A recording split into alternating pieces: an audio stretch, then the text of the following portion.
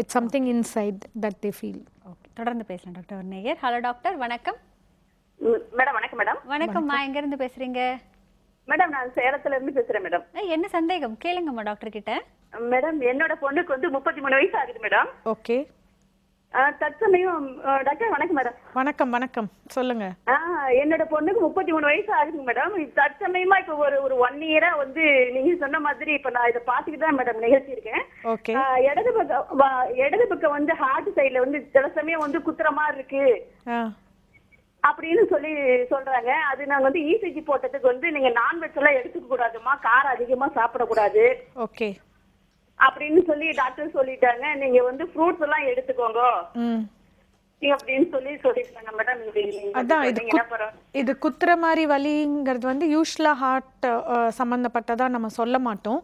33 வயசு தான் அப்படின்னு சொல்றீங்க. மற்றபடி வேலையெல்லாம் செய்றாங்கன்னா டைம்க்கு சாப்பிடணும்.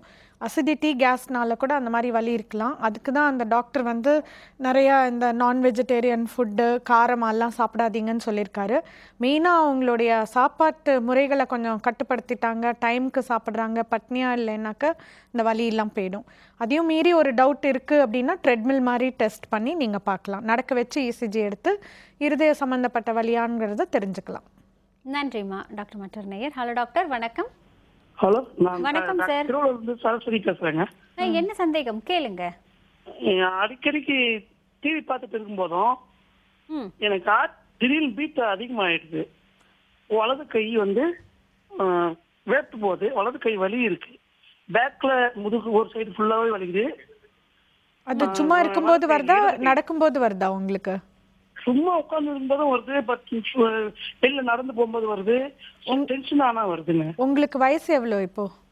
இப்போ 43ங்க. உங்களுக்கு சக்கரை வியாதி, ரத்த கொதிப்பு எதுனா இருக்கா?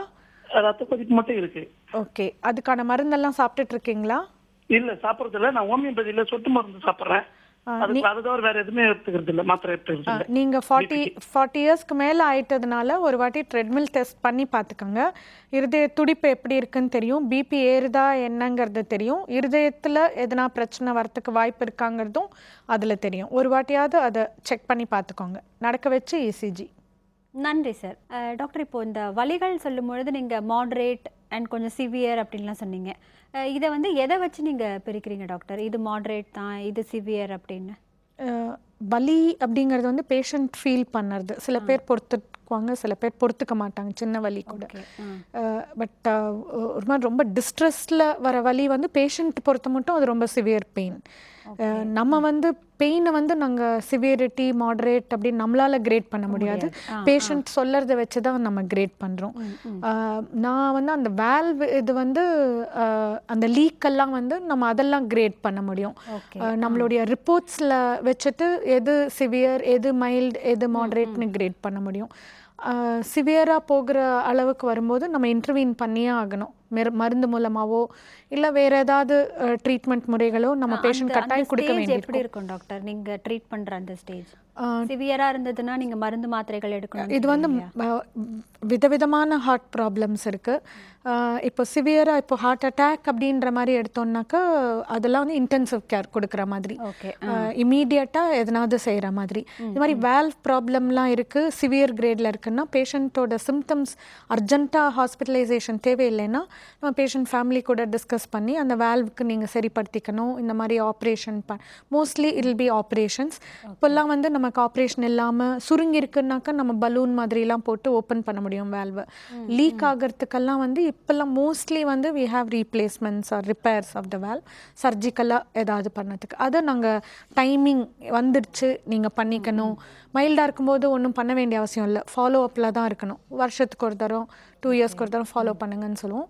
At one point of time when it reaches the severe limits, time has come, நீங்கள் ஆப்ரேஷன் பண்ணிக்க வேண்டிய டைம் வந்துடுச்சு, இல்லை எதுனா ப்ரொசீஜர் பண்ணிக்க வேண்டிய டைம் வந்துடுது அப்படின்னு நாங்கள் அவங்கக்கிட்ட எக்ஸ்பிளைன் பண்ணுவோம்.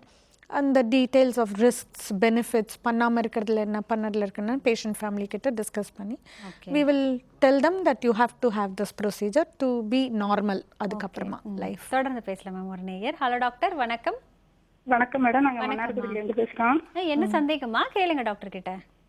இடது பக்கம் மாட்டில் வலிக்குது மேடம், செஸ்ட் பெயின். சொல்லுங்கம்மா. இடது பக்க டெஸ்ட்ல பெயினா இருக்கு மேடம். சரி. மேமோகிராஃபி பண்ணிட்டோம், இசிஜியும் பண்ணிட்டோம். ஓகே. ஒன்றும் பிரச்சனை இல்லைன்னு சொல்லிட்டாங்க. எதனால வலிக்குதுன்னு தெரியும் மேடம். உங்களுக்கு வயசு என்னம்மா? 31. ஸோ ஒன்றும் பிரச்சனை இல்லைன்னு சொல்லிட்டாங்கன்னாக்கா ரொம்ப சந்தோஷமான ஒரு விஷயம். நீங்கள் கவலைப்பட வேண்டிய அவசியம் இல்லை. வயசும் சின்னது. நீங்கள் வந்து இந்த வலியெலாம் வந்து தசை வலியாக இருக்கலாம், அசிடிட்டினால் இருக்கலாம். நீங்கள் டெம்ப்ரரியாக எதனா ரிலீஃப் கிடைக்கிறதா இந்த மருந்துகள்னாலங்கிறத நீங்கள் பார்த்துக்கலாம். பக்கத்தில் இருக்கிற டாக்டர் கிட்ட காமிச்சு, அப்படியும் இருந்துகிட்டே இருக்குன்னா ஒரு கார்டியாலஜிஸ்ட் கிட்ட காமிச்சு ஹார்ட்டோட ஸ்கேன் எக்கோ கார்டியோகிராம்னு இருக்குது, அதில் எதனாவது பிரச்சனை இருக்கா என்னன்னு பார்த்துக்கலாம். ட்ரெட்மில் மாதிரி நடக்க வச்சு இசிஜி பண்ணி பார்த்துக்கலாம். பட் நீங்கள் சொல்கிறத வச்சு பார்த்தான்னா இசிஜிலாம் நார்மல், மேமோகிராம்லாம் நார்மல். ஏஜும் ரொம்ப 30 வயசு 31 வயசுனாக்கா பயப்பட வேண்டிய அவசியம் இல்லை. நன்றிம்மா. டாக்டர் மற்றொரு நேயர். ஹலோ டாக்டர், வணக்கம். ஹலோ, நாங்க விழுப்புரத்துல இருந்து பேசுறோம். என்ன சந்தேகமா கேளுங்க டாக்டர் கிட்ட. ஹலோ டாக்டர், வணக்கம் டாக்டர். வணக்கம்மா, சொல்லுங்கம்மா. இது அப்பாவுக்கு 3 வருஷத்துக்கு முன்னாடி ஹார்ட் அட்டாக் வந்தது மேம். ஓகே. ஆஞ்சியோ ப்ராப்ளம் எல்லாம் க்ளீன் பண்ணிட்டாங்க. ஓகே. ஆனா இப்ப வந்து முட்டி வலிக்குதுன்னு சொல்றாங்க மேம். ஓகே. அந்த முட்டி வலிக்கிறதுனால நரம்புல ஊசி போடணும், ஊசி போட்டா நீங்க ஹார்ட் பேஷண்ட் இது போடக்கூடாதுன்னு சொல்றாங்க மேம். ஆக்சுவலாக வந்து முட்டிக்கு ஊசி போடணுங்கிறதெல்லாம் வந்து இப்போல்லாம் வந்து நிறைய புது வகையான வைத்தியம்லாம் இருக்குது முட்டி வலிக்கு.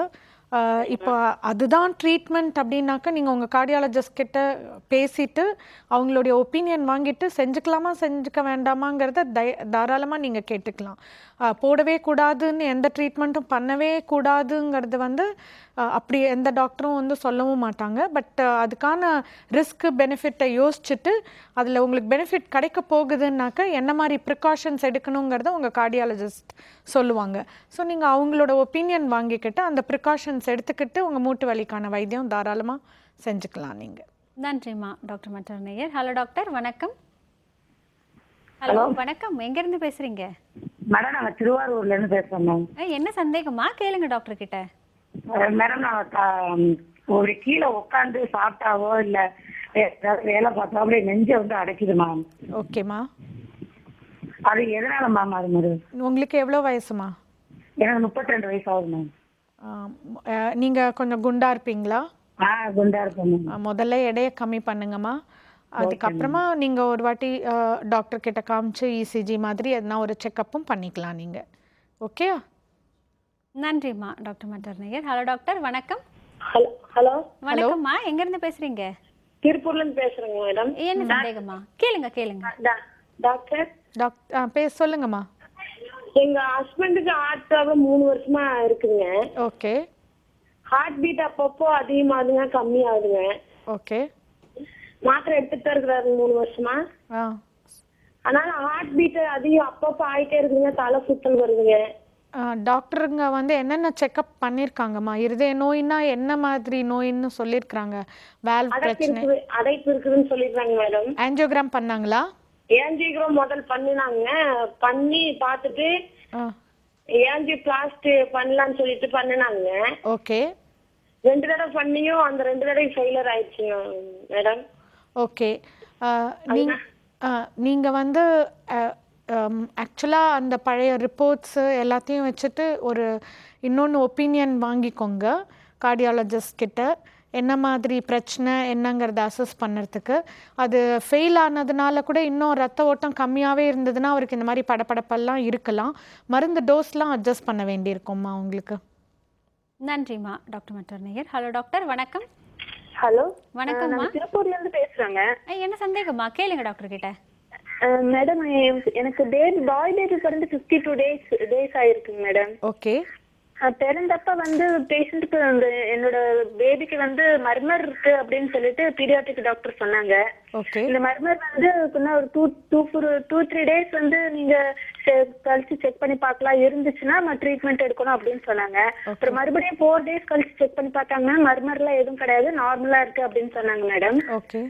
அப்புறமா ஃபியூச்சர்ல பேபிக்கு ஏதாவது இது மாதிரி வேல்வ்ல ஏதாவது பிரச்சனை வருமாங்க மேடம்? இல்ல ஏதாவது நாங்க ஏதாவது ப்ரிகாஷன் ஏதாவது எடுத்துக்கணுங்களா?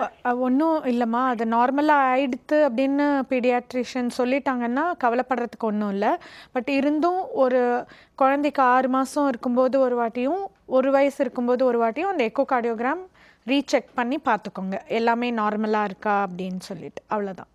நன்றிம்மா. டாக்டர் மற்றொரு நேயர். ஹலோ டாக்டர், வணக்கம். மேடம் நான் மதுரை பேசுறேன் மேடம். என்ன சந்தேகமா கேளுங்க டாக்டர் கிட்ட. இல்ல மேடம் என் மேல ஒரு இருதயத்துல வாழ்வடப்புக்கு. சொல்லுங்க சொல்லுங்கம்மா. இந்த மேல ஒரு பேருக்கு இருதயத்துல வாழ்வடப்பு. இந்த மாதிரி நிறைய பேருக்கு இந்த வால்வுகள் வந்து அடைப்படுறதுங்கிறது ஒரு ப்ராப்ளம் மேம். அண்ட் நிறைய பேருக்கு இதயத்தில் வந்து ரத்தத்தை கொண்டு போகிற அந்த பாதை பிளாக்ல இருக்கிறதோ இல்லை ரொம்ப கெட்டிப்பட்டு போகிறதோ அப்படிங்கிறது இருக்குது. இது எல்லாமே வந்து இதய நோய் சம்மந்தப்பட்டது தானா? ஆமாம், இதய நோய் சம்மந்தப்பட்டது தான். இதயத்துக்குள்ளே வந்து மசில் தசைன்னு இருக்குது, தசை சம்மந்தப்பட்ட பிரச்சனைகள் வரலாம். வேல்வ் இருக்குது, வேல்வ் சம்மந்தப்பட்ட பிரச்சனைகள் இருக்கலாம். ரத்த ஓட்டம் இருக்குது, ரத்த ஓட்ட பாதிப்புகள் இருக்கலாம். அதுக்கப்புறம் எலக்ட்ரிக்கல் ஆக்டிவிட்டின்னு சொல்லுவோம். அந்த நம்ம ஹார்ட் பீட், சில பேர் படப்படப்பாக இருக்குது, இருதய துடிப்பு ஜாஸ்தியாக இருக்குது, கம்மியாக இருக்குலாம் சொல்கிறாங்க இல்லையா. அது வந்து இருதயத்தில் எலக்ட்ரிக்கல் ஆக்டிவிட்டின்னு இருக்குது. அந்த சிக்னல்ஸ் வர அந்த இதில் எதனாவது பிரச்சனை இருந்ததுன்னா. ஸோ இதெல்லாம் வந்து ஜென்ரலாக வந்து இதெல்லாம் தான் வந்து இருதய சம்மந்தப்பட்ட வியாதின்னு சொல்லுவோம். நிறைய பேர் வந்து இந்த வேல்வ் அடைப்பையும் இந்த ரத்த ஓட்ட அடைப்பையும் கன்ஃபியூஸ் பண்ணிப்பாங்க. ரத்த ஓட்ட தடையெல்லாம் தான் வந்து நம்ம மாரடைப்பு, ஹார்ட் அட்டாக் அந்த மாதிரிலாம் பேசுறது. வேல்வுங்கிறது வந்து சின்ன வயசில் கூட வரலாம். குழந்தை இப்போ பிறந்தப்பவே வந்து பழுதான வேல்வுகளோட பிறக்கலாம். அக்வயர்டு வேல்வ் டிசீஸ்னும் வரலாம். கஞ்சனேட்டலாக இருக்கலாம், அக்வயர்டாக வரலாம். வயசாக டீஜெனரேட் ஆகி வேல்வ் பழுதாகலாம். ஸோ நிறைய காரணங்கள் அதுக்கெல்லாம் இருக்குது. ஸோ அவங்க எந்த ஏஜில் ப்ரெசென்ட் பண்ணுறாங்கங்கிறத பொறுத்து அதுக்கான வைத்தியம் அதெல்லாம் நாங்கள் வந்து அவங்க கிட்ட டிஸ்கஸ் பண்ணுவோம். அந்த மாதிரி மேம் இப்போது பிபிங்கிறது வந்து இப்போது எல்லாருக்கும் ரொம்ப சகஜமாக இருக்கிற ஒரு விஷயமா ஆயிடுச்சு. அண்ட் அவங்களோட ஃபுட் ஹேபிட்டு, லைஃப் ஸ்டைல் இது எல்லாமே ஒரு காரணமாக இருந்தாலும் இதய நோய் வர்றதுக்கு அவங்களுக்கு பிபி இருக்குது அப்படின்னா ஒருவேளை அவங்களுக்கு இதய நோய் வரலாம் அப்படிங்கிற அது ஒரு இண்டிகேஷன் அது. ஆமாம், ஏன்னா ரத்த கொதிப்பு, சர்க்கரை வியாதி, கொலஸ்ட்ரால், ஸ்மோக்கிங் இதெல்லாம் வந்து ரிஸ்க் ஃபேக்டர்ஸ் அப்படின்னு சொல்லுவோம். ஸோ ரத்த கொதிப்பு இருக்கிறவங்களுக்கு இருதய நோய் வரதுக்கான வாய்ப்புகள் டெஃபினட்டாக இருக்குது. அதனால அவங்க கண்ட்ரோல் பண்ணது ரொம்ப அவசியம். நிச்சயமாக. நிறைய டாக்டர் சொல்கிறது வந்து கொழுப்பு கொஞ்சம் அவாய்ட் பண்ணிக்கோங்க, ரொம்ப அதிகமாக எடுத்துக்க வேண்டாம், சுத்தமாக எடுக்காமல் இருக்க வேண்டாம், பட் கொஞ்சமாக எடுத்துக்கோங்கன்னு. இந்த ரத்த கொழுப்பு அப்படிங்கிறது இதய நோயோட தொடர்புடையதா? அண்ட் கொழுப்புக்கு ஏன் இவ்வளோ முக்கியத்துவம் தரப்படுது? இதை பற்றி பேசலாம் டாக்டர். அதுக்கு உங்களோட சின்ன பிரேக் எடுத்துக்கலாம். நேர்களை நிகழ்ச்சியை தொடர்வதற்கு முன்பாக சிறிய இடைவேளை.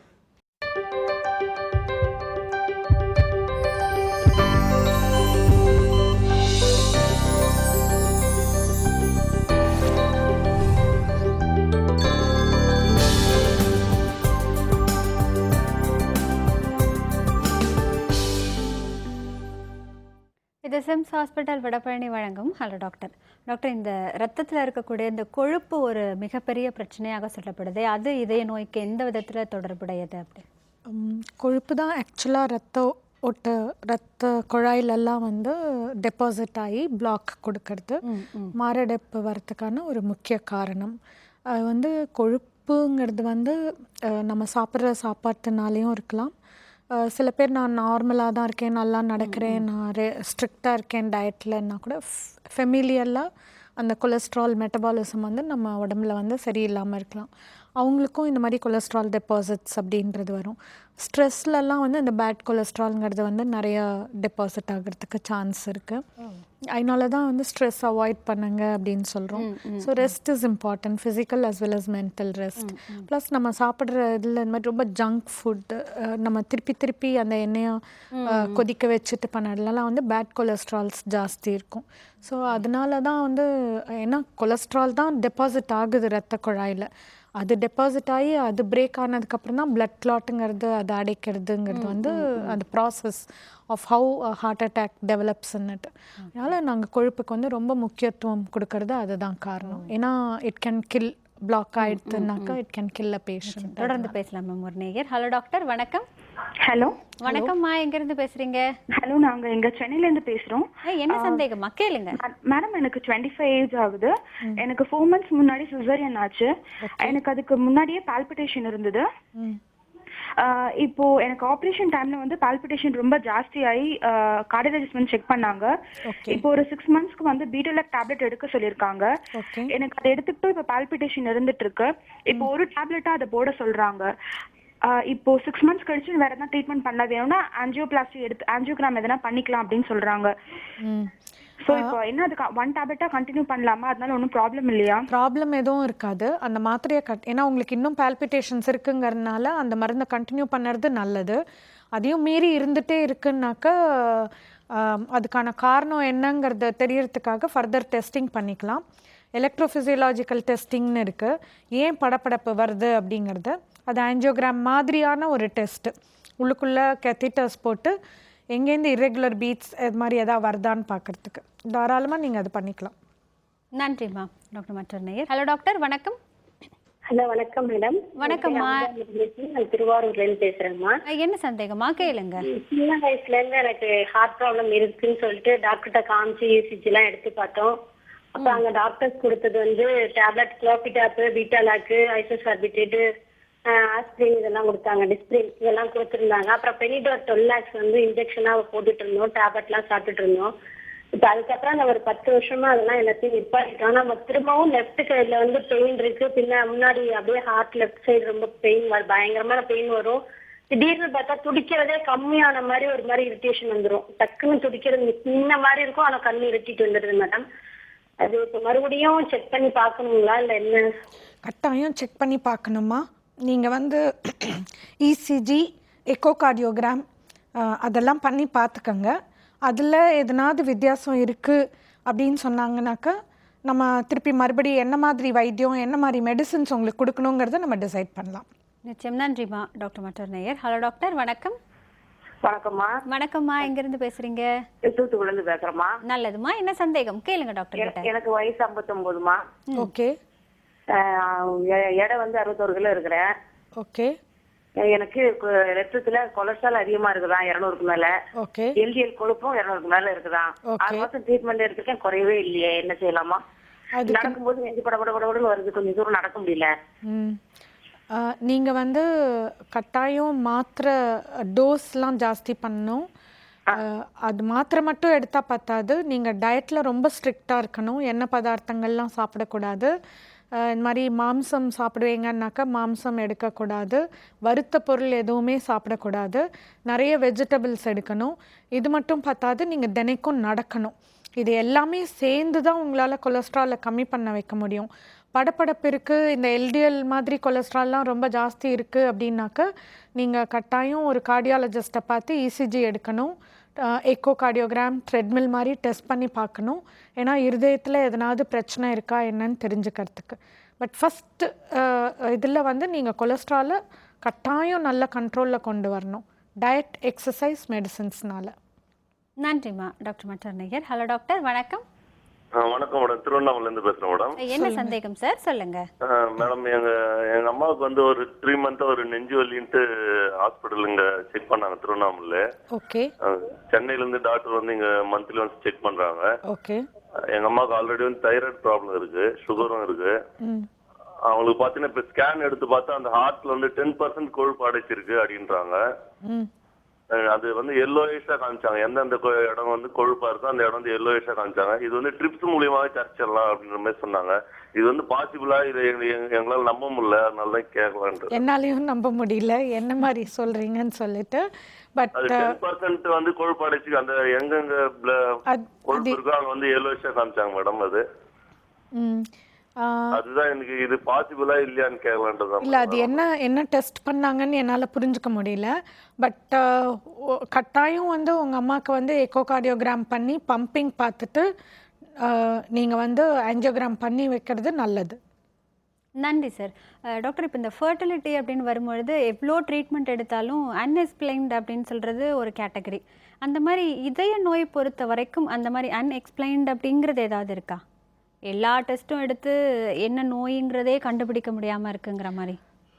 சில சமயம் அந்த மாதிரி ஒரு சுச்சுவேஷன் வரும். பட் ரொம்ப ரேர். அதாவது சிம்டம்ஸை எக்ஸ்பிளைன் பண்ண முடியாமல் போகலாம். ஃபார் எக்ஸாம்பிள், அவங்க எனக்கு ஒரேடியா எனக்கு ரொம்ப மூச்சு திணறுது, ரொம்ப வலின்னு சொல்லுவாங்க. பட் நம்ம டெஸ்ட்லாம் பண்ணால் எல்லாமே நார்மலாகவே வரும். அப்போ வந்து அவங்களுக்கு நம்ம சிம்டம் இல்லைன்னு சொல்ல முடியாது. ஆனால் பெரிய வியாதி இல்லை, நம்ம சும்மா அவங்களுக்கு வந்து எதனா ஒரு மருந்து அவங்களோட திருப்திக்கு எதனாவது மருந்து கொடுக்கறது சைக்காலஜிக்கலா இது சாப்பிட்டா நல்லா இருக்கும் அப்படின்னு. அவ்வளோதான். அந்த மாதிரி டைம்ல தான் வருமே தவிர வெரி அன்லைக்லி எக்ஸ்பிளைனே பண்ண முடியாதுங்கிறதுக்கு எதுவுமே ஹார்ட்ல அது மாதிரி இல்லவே இல்லை. நான் எல்லா டெஸ்ட்னாலையும் எதனா ஒரு டெஸ்ட்ல we can always find out. Okay ma'am, அதே மாதிரி இதய நோய் இருக்கிறவங்களுக்கு இந்த மூச்சிரைப்பு அப்படிங்கிறது கட்டாயம் வருமா? கட்டாயம் வரும் கிடையாது, அது ஒரு சிம்டம். இந்த வலி அப்படின்ற மாதிரி மூச்சு வாங்கிறது அப்படிங்கிறதும் ஒரு சிம்டம், படபடப்பு ஒரு சிம்டம், தலை சுத்தல் ஒரு சிம்டம். இதெல்லாம் இருதய சம்மந்தப்பட்ட சிம்டம்ஸ் அப்படின்னு சொல்லுவோம். பேஷண்ட் கம்ப்ளைண்ட் பண்ணுறது. எல்லாருக்கும் மூச்சு வாங்கணுங்கிறது வந்து கிடையாது. மேம், இப்போது சில நேரங்களில் வந்து சில விஷயங்கள் நம்ம அவாய்ட் பண்ணுங்க அப்படின்னு சொல்லுவோம். அண்ட் நீங்கள் சொன்னீங்க சில ஸ்டேஜஸ் இருக்குது, அந்த ஸ்டேஜ்க்கு பார்த்ததுக்கு அப்புறம் தான் ட்ரீட்மெண்ட் போகிறதா இல்லை சர்ஜரி போகிறதா அப்படிங்கிறத நாங்கள் டிசைட் பண்ணுவோம் அப்படின்னு. அப்போது அந்த டிசைட் பண்ணுற அந்த பீரியடுங்கிறது எப்படி இருக்கும் மேம்? என்ன மாதிரியான விஷயத்துக்காக நீங்கள் அதை இதுக்கு மேலே இதை மாத்திரையால் ஒன்றும் செய்ய முடியாது? ஒன்று வந்து பேஷண்ட்டோட சிம்டம்ஸ் ஜாஸ்தி ஆகிக்கிட்டே போகும். ஏதாவது இப்போது நல்லா நடக்கிறேன்னு சொல்கிறவங்க கொஞ்சம் கொஞ்சமாக கம்மி ஆகிக்கிட்டே வருது, தன்னோட வேலை கூட செய்ய முடியலன்னு சொல்ல வருவாங்க. அவங்களுக்கு நம்ம டெஸ்ட்லாம் பண்ணியிருப்போம். அந்த டெஸ்ட்டில் வந்து டெஃபினட் எவிடன்ஸ் இருக்குது. அது ஹார்ட் ப்ராப்ளம் இந்த மாதிரி பிளாக்ஸ்லாம் இருக்கிறவங்க அர்ஜென்ட்டாக எதனா ட்ரீட்மெண்ட் இந்த மாதிரி மாரடைப்போட வந்தாங்கனாலாம் உடனே எல்லா வைத்தியமும் செஞ்சிடுவோம். நான் சொல்கிறது வெயிட் பண்ணுறது எப்போன்றது வந்து அந்த வேல்வ் சம்மந்தப்பட்ட ப்ராப்ளம் அந்த மாதிரிலாம் இருக்கும்போது அது சிவியரிட்டி இன்க்ரீஸ் ஆக நம்ம அப்பப்போ எக்கோலாம் செக் பண்ணி பார்த்துட்டே வருவோம். அந்த லீக் மாதிரி இருக்கிறதோ இல்லை அது ஓப்பனிங் சரியில்லைங்கிறதோ we have certain criteria, valve அந்த ஏரியா எப்படி இருக்குங்கிறத பார்ப்போம். எங்களுக்கு சில வேல்யூஸ் இருக்குது. ஸோ அந்த வேல்யூஸ்லாம் நம்ம பார்த்துட்டே வரும்போது அது ஒரு பர்டிகுலர் வேல்யூஸ் ரீச் ஆகிறதுன்னு வந்தப்போ நாங்கள் சொல்லுவோம் ஹார்ட் என்லார்ஜ்மெண்ட் ஆகிட்டே வருது, சிம்டம்ஸ் ஜாஸ்தி ஆகிக்கிட்டே வருது, எங்களோட அந்த பேராமீட்டர்ஸ் எல்லாம் அப்நார்மல் ஆகிக்கிட்டே வருது, ஒரு லெவல் ரீச் ஆகிடுதுன்னு வரும்போது நாங்கள் சொல்லுவோம் this is the time that you have to have the procedure. தொடர்ந்து பேசலாம் மேம். ஒரு நேயர். ஹலோ டாக்டர், வணக்கம். ஹலோ வணக்கம்மா, எங்க இருந்து பேசுறீங்க? வணக்கம் மேம், நாங்க கும்பகோணத்துல இருந்து பேசுறேன். நல்லதுமா, என்ன சந்தேகம் கேளுங்க டாக்டர் கிட்ட. வணக்கம் டாக்டர். வணக்கம்மா. இது எங்க சாருக்கு, எங்க ஹஸ்பண்ட்க்கு வந்து 41 வயசு ஆகுதுங்க. 2 வருஷத்துக்கு முன்னாடியே அவங்களுக்கு பைபாஸ் பண்ணியாச்சு. 3 வருஷத்துலயுமே 4 பிளாக்ஸ் இருந்துச்சு. எல்லாமே 85 அந்த மாதிரி இருந்துச்சு. அவங்க ஓவர் ஒபீஸ் தான். அதுவும் அவங்களுக்கு சுகர் வேற, டயபெட்டிக் வேற 10 இயர்ஸா இருக்குது அவங்களுக்கு. ஆனா எலக்டிவ் அட்டாக் அந்த மாதிரிலாம் வராம எலக்டிவா நம்ம போய் பண்ணதுதான். 1 மந்த் முன்னாடி பார்த்தோம். அப்புறம் 1 மந்த்ல வந்து பாத்துக்கோங்க ஆபரேஷன் பண்ணுங்க சென்னையில தான் பண்ணோம் நாங்க.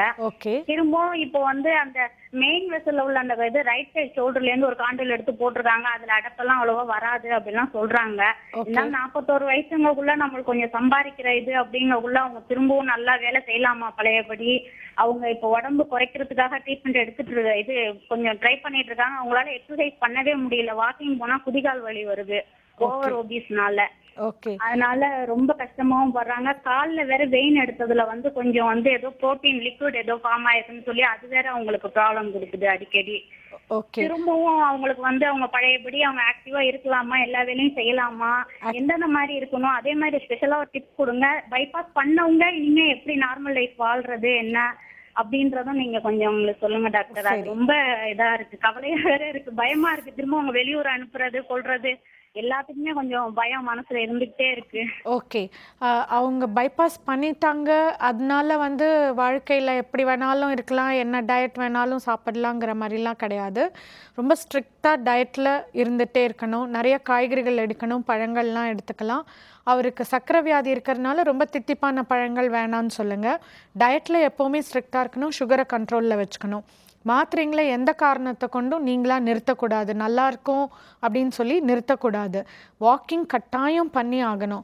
அவங்க ஓவர் வெயிட்டாக இருக்காங்கங்கிறதுனால எடை குறையறதுக்கு என்னெல்லாம் பண்ண முடியுமோ எக்ஸசைஸ் மூலமாகவோ இல்லை இப்போ எடை குறைக்கிறதுக்குன்னே சில வைத்தியங்கள்லாம் இருக்குது, சர்ஜரிலாம் இருக்குது, பண்ணி எடையை குறைக்கிறதுக்கெல்லாம் இருக்குது. அதுக்கு பெரியாட்ரிக் சர்ஜரி அப்படிலாம் இருக்குது. அது மாதிரி ஏதாவது பண்ணால் அவங்களுக்கு எடை குறைக்கிறதுக்கு நிறைய வாய்ப்பு இருக்காங்கிறதெல்லாம் நீங்கள் தெரிஞ்சுக்கலாம். அவங்க வந்து மருந்து கட்டாயம் சாப்பிடணும், வெளியூருக்கு போகக்கூடாதுங்கிறது கிடையாது. 6 மாதம் வருஷத்துக்கு ஒரு தடவை வந்து டாக்டர் கிட்ட செக் பண்ணி மருந்து டோஸ்லாம் அட்ஜஸ்ட் பண்ணிக்க சொல்லுங்கள். அவங்க நார்மலாக எல்லாத்தையும் செய்யணுங்கிறதுக்காக தான் இந்த பைபாஸ் ஆப்ரேஷனே பண்ணியிருக்காங்க. அதனால் பண்ணவே கூடாதுங்கிறது ஒன்றும் கிடையாது. அவங்களால முடிஞ்ச அளவுக்கு எல்லா வேலையும் செய்யணும். நடுவில் ரெஸ்ட் எடுத்துக்கிட்டு அவங்க செய்யலாம். அவங்களுக்கு முடியாத ரொம்ப ஸ்ட்ரெயின் பண்ணி வேலைகள் செய்ய வேண்டாம், அவ்வளோதான். நன்றிம்மா டாக்டர் மற்றொரு நேயர். ஹலோ டாக்டர், வணக்கம். ஹலோ, வணக்கம் சார், எங்கிருந்து பேசுறீங்க? காஞ்சிபுரத்துல இருந்து பேசுறேன் மேடம். நல்லது சார், என்ன சந்தேகம் கேளுங்க டாக்டர் கிட்ட. எனக்கு வயசு 40 வயசு ஆகுதுங்க. முந்தா நாள் ஹாஸ்பிட்டல் போனேன். ஒரு சைடு வந்து ஜஸ்ட் லேசா மேல வலி, இந்த ஷோல்டர் பேக் பின்னாடி இந்த கை ஃபுல்லா வலி இருந்தது. ஹாஸ்பிட்டல்ல போய் டாக்டர் பார்த்தோன்னே அவங்க ஜிஹெச்ல உடனே இது எடுத்து பார்த்தாங்க. ஓகே. எடுத்து பார்த்துட்டு அது ஒன்றும் ப்ராப்ளம் இல்லை, நீங்க டேப்லெட் சாப்பிடுங்க அப்படின்னு டேப்லெட் கொடுத்தாங்க. 2 நாள் டேப்லெட் சாப்பிட்டேன். ஆனா வலி வந்து இந்த ஆர்ட் கிட்ட மேல் சைடு லேசா வலி, இந்த ஷோல்டர் பேக்ல அந்த கையை தான் வலிக்குது. ஓகே, நீங்கள் வந்து திருப்பி ஒரு இசிஜி எடுத்து பார்த்துக்கோங்க. 2-3 நாள் முன்னாடி எடுத்த இசிஜிக்கும் இப்போ இருக்கிற இசிஜிக்கும் ஒன்றும் வித்தியாசம் இல்லைன்னா ஹார்ட் பற்றி பயப்பட வேண்டிய அவசியம் இல்லை. இது மாதிரி ஆனால் இதோடு விட்டுடாமல் நீங்கள் ஒரு ட்ரெட்மில் டெஸ்ட்டு சப்சிக்வெண்ட்டாக பண்ணி பார்த்துக்கோங்க. நடக்க வச்ச இசிஜியில் உங்களுக்கு ஒன்றும் வித்தியாசம் எதுவும் இல்லை அப்படின்னாக்க ஹார்ட் பற்றி நீங்கள் கவலைப்பட வேண்டிய அவசியம் இல்லை. ஆனால் வலி இருக்கும்போது ட்ரெட்மில் பண்ணக்கூடாது. நன்றி சார் டாக்டர் மற்றொரு நேயர். ஹலோ டாக்டர், வணக்கம். ஹலோ, வணக்கம்மா, எங்கிருந்து பேசுறீங்க? புதுக்கோட்டையில இருந்து பேசுறோம் மேம். என்ன சந்தேகம்மா கேளுங்க டாக்டர் கிட்ட. Hello doctor. சொல்லுங்கம்மா. ஹலோ டாக்டர் கேட்டுட்டு இருக்காங்கம்மா, என்ன சந்தேகம் சொல்லுங்க. சொல்லுங்கம்மா. ஹார்ட் வீக்கா இருக்குன்னு சொன்னாங்க. ஓகே. அது வந்து திரும்ப இஜிஜி எடுக்கணும்னு சொல்லி எழுதி கொடுத்துருந்தாங்க. அங்கதான் வடபழனில இருந்து பார்த்தோம். ஓகே. திரும்ப வந்து இங்க வந்து ஜிஜி எடுத்து பார்த்து சொல்லிட்டு அவங்க ஹார்ட் வீக்கா இருக்கு குத்துதான்னு கேட்டாங்க. நாங்க எல்லாம் கரெக்டா சொன்னோம். சரி, நன்றிம்மா, நன்றி.